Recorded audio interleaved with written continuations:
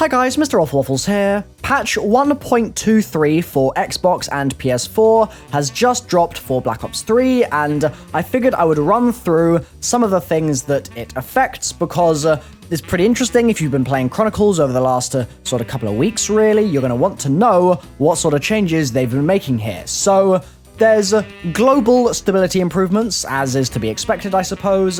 Multiplayer have some little tidbits in there to do with exploitative third-party peripherals, but we're not really interested in that right now. We're going to be talking zombies, and specifically in Chronicles. So on PS4, this is referring to right now. Obviously, when it comes out on Xbox, this will affect that platform too. But the global PS4 changes are as follows. Fixed an issue where incorrect voiceover lines were playing in various levels, and also an issue where all players would hear the Galil firing audio regardless of their distance from the shooter. It would just be all the way across the map. There was an issue with fire sale audio playing too loudly, which is fixed. The Thundergun finally grants people XP now, which is really good news because before you would be using the Thundergun, and compared to some of the other wonder weapons, it just wasn't giving you that same XP boost, so that was terrible. That's fixed now, which is great news.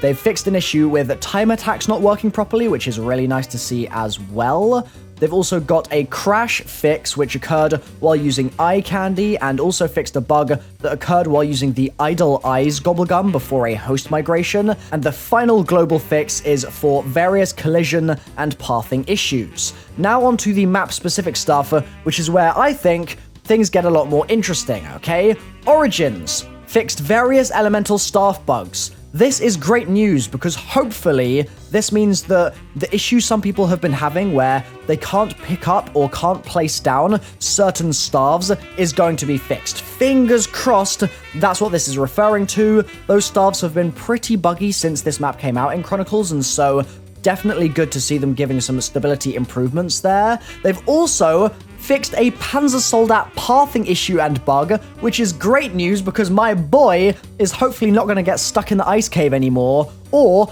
get stuck under the map. That was happening a fair amount, and a couple of these things, I'm actually looking at this whole list right now, are things that I actually reported to TREYARCH, and it looks like they've basically been working on, which is really, really good to see.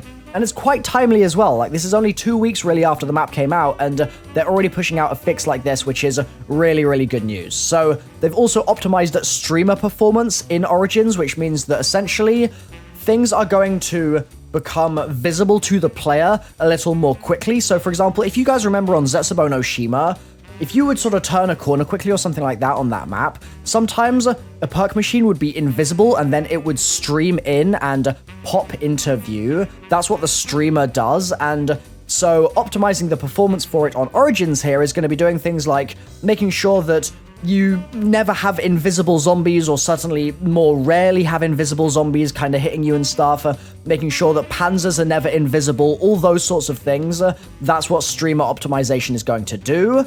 Moving on to Kino Der Toten, they have fixed an issue where players were being targeted by zombies immediately after teleporting, which is nice because normally the game gives you a second or two to kind of get your bearings when you do teleport back into the map, and so it looks like they're basically enforcing that in Kino now, whereas before it might not have been working quite right. They've also fixed an issue where players would experience a black screen while teleporting instead of the actual teleport animation, which is neat as well. That's happened to me once or twice. Shangri-La has some fixes as well. Fixed an issue where players would lose their primary weapon after picking up the monkey bomb, which didn't affect me, but that's good to see that that's fixed. And also fixed an issue where wall buys could lose functionality completely, which wouldn't be very fun at all, so that's good to see. On Shinonuma, they have fixed an issue where the flogger kills were not counting towards daily trap challenges. Good stuff. And then a couple on Moon as well. They fixed a bug which would cause a connection interrupted error when deploying the QED, which is good because connection interrupted is the bane of this game's existence pretty much. They've also fixed a host migration crash, and they have fixed the Widow's Wine exploit. God bless! This is something that I was praying they would fix because it was just broken as all hell. Seriously made the game just stupidly easy on that map, and so assuming this is executed in the way that I'm assuming it's going to be, the fix to the Widow's Wine exploit is fantastic news. So this is great so far, and that's not all. One or two things left here. On Ascension, they have fixed various Gersh device bugs and also fixed some collision exploits as well. They're the patch notes, they're the official patch notes at least. I'll be letting you guys know if there's anything in particular that has been changed that they haven't listed in the notes here that might be some more sort of sneaky stuff. You never know what they might be doing. It's Treyarch after all, but if this has been an informative or useful video for you guys, then please leave a like on the video and I will see you next time. Bye-bye.